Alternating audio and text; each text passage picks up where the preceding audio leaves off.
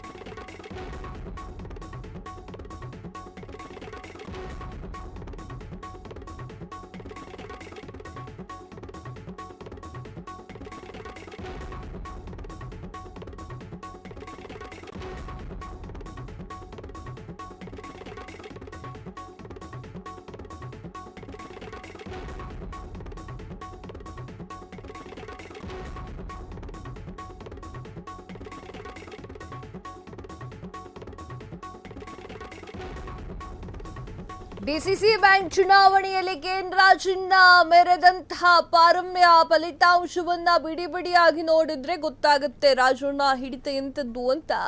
ಪಾವಗಡ ಶಾಸಕ ವೆಂಕಟೇಶ್ 14 ಮತ, ಎನ್ಎ ಈರಣ್ಣಗೆ 4 ಮತ, ಚಿಕ್ಕನಾಯಕನಹಳ್ಳಿ ಎಸ್ಆರ್ ರಾಜ್ಕುಮಾರ್ಗೆ 16 ಮತ, ನಂಜೇಗೌಡಗೆ 6 ಮತ, ಕುಣಿಗಲ್ ಶಿವಣ್ಣಗೆ 10 ಮತ ಆದ್ರೆ ಮಧುಸೂದನ್ಗೆ 5 ಮತ, ತಿಪಟೂರು ಶಾಸಕ ಷಡಾಕ್ಷರಿಗೆ 13 ಮತ ಆದ್ರೆ ಮಧುಸೂದನ್ಗೆ 6 ಮತ, ಶಿರಾ ಎಸ್ಎ ರಾಜ್ಕುಮಾರ್ 19 ಮತ ಆದ್ರೆ ಎಸ್ಆರ್ ಗೌಡಗೆ 10 ಮತ. ಶಿರಾ ಹೊರತುಪಡಿಸಿ ಉಳಿದ ಕಡೆ ಓಪನ್ ಫೈಟ್ ಮಾಡಲಾಗಿದೆ.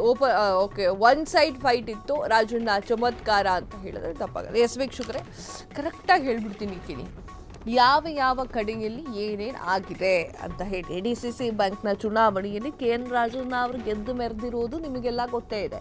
ಕೆ.ಎನ್. ರಾಜಣ್ಣ ಅವರನ್ನ ವಜಾ ಮಾಡಿದ್ರು, ಪಕ್ಷದಲ್ಲಿ ಕೂಡ ಸಚಿವ ಸ್ಥಾನದಿಂದ ವಜಾ ಮಾಡಿದ್ರು ಕೂಡ ಅವರಿಗೆ ಒಲಿದಂತಹ ಸಾಕಷ್ಟು ಒಂದು ಲಕ್ಕಿ ಫ್ಯಾಕ್ಟ್ಗಳನ್ನ ಮಾತನಾಡ್ತಾ ಹೋಗೋಣ. ಡಿಸಿಸಿ ಬ್ಯಾಂಕ್ನ ವಿಚಾರದಲ್ಲಿ ಅವರ ಪರಿಶ್ರಮ, ತಂತ್ರ, ಕುತಂತ್ರ ಎಲ್ಲವೂ ಕೂಡ ವರ್ಕ್ ಆಗಿರುವಂತಹ ವಿಚಾರ.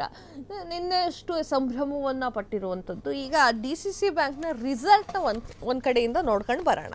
ಫಲಿತಾಂಶ ಬಿಡಿ ಬಿಡಿಯಾಗಿ ನೋಡ್ತಾ ಹೋದ್ರೆ ಒಂದು ಕ್ಲಾರಿಟಿ ಅನ್ನೋದು ನಿಮಗೆ ಸಿಗುತ್ತೆ. ಆ ಕ್ಲಾರಿಟಿಯನ್ನು ಹೇಳ್ತಾ ಇದ್ದೀನಿ. ಪಾವಗಡ ಕ್ಷೇತ್ರ, ಈ ಪಾವಗಡದಲ್ಲಿ ಶಾಸಕ ವೆಂಕಟೇಶ್ 14 ಮತವನ್ನ ಪಡ್ಕೊಂಡ್ರೆ ಅವರ ಎದುರಾಳಿ ಎನ್ಎ ಈರಣ್ಣ 4 ಮತವನ್ನ ಪಡ್ಕೊಂಡಿದ್ದಾರೆ. ಚಿಕ್ಕನಾಯಕನಹಳ್ಳಿಯಲ್ಲಿ ಎಸ್ಆರ್ ರಾಜ್ಕುಮಾರ್ ಅವರು 16 ಮತವನ್ನ ಪಡ್ಕೊಂಡ್ರೆ ನಂಜೇಗೌಡ ಅವರಿಗೆ 6 ಮತ ಸಿಕ್ಕಿದೆ, ಅವರ ಎದುರಾಳಿ ನಂಜೇಗೌಡ. ಕುಣಿಗಲ್ನಲ್ಲಿ ಶಿವಣ್ಣಗೆ 10 ಮತ ಸಿಕ್ಕಿದ್ರೆ ಮಧುಸೂದನ್ಗೆ 5 ಮತ ಸಿಕ್ಕಿದೆ. ತಿಪಟೂರು ಶಾಸಕ ಷಡಾಕ್ಷರಿ 13 ಮತ ಆದರೆ ಮಧುಸೂದನ್ಗೆ 6 ಮತ ಸಿಕ್ಕಿದೆ. ಷಡಾಕ್ಷರಿ ಎದುರಾಳಿ ಮಧುಸೂದನ್. ಶಿರಾದ ಎಸ್ಎ ರಾಜ್ಕುಮಾರ್ 19 ಮತವನ್ನ ಪಡ್ಕೊಂಡಿದ್ರೆ ಅವರ ಎದುರಾಳಿ ಎಸ್ಆರ್ ಗೌಡಗೆ 10 ಮತ ಸಿಕ್ಕಿದೆ. ಶಿರಾ ಹೊರತುಪಡಿಸಿ ಉಳಿದ ಕಡೆಯಲ್ಲೆಲ್ಲವೂ ಕೂಡ ಒನ್ ಸೈಡ್ ಫೈಟ್ ಆಗಿದೆ. ರಾಜಣ್ಣ ಚಮತ್ಕಾರ ಅಂತಂದ್ರೆ ಇದೆ ನೋಡಿ, ಯಾವ ರೀತಿಯಾಗಿ ರಾಜಣ್ಣ ತಮ್ಮ ಚಮತ್ಕಾರವನ್ನು ತೋರಿಸಿದ್ದಾರೆ ಅಂತ ಹೇಳಿ. ಒನ್ ಸೈಡ್ ಫೈಟ್ ಆಗಿದೆ ಎಲ್ಲ ಕಡೆಗೂ ಕೂಡ. ಇನ್ನೇ ಶ್ರೀರಾಮನ್ ಸ್ವಲ್ಪ ಎಸ್ಆರ್ ರಾಜ್ಕುಮಾರ್ 19 ಆದರೆ ಎಸ್ಆರ್ ಗೌಡಗೆ 10 ಮತ ಸಿಕ್ಕಿದೆ. ಅಂದರೆ ರಾಜಣ್ಣ ತಮ್ಮ ಒಂದು ಅಧಿಕಾರ ಹಾಗೂ ಅದನ್ನು ಸದುಪಯೋಗ ಹೇಗೆ ಪಡಿಸ್ಕೊಂಡಿದ್ದಾರೆ ಅಂತ ನೋಡಿ. ಅವರ ಅಭಿಮಾನಿಗಳು ಅವರಿಗೆ ಸಾಥ್ ಕೊಟ್ಟಿದ್ದಾರೆ, ಅವರ ಬೆಂಬಲಿಗರು ಅವರಿಗೆ ಸಾಥ್ ಕೊಟ್ಟಿದ್ದಾರೆ.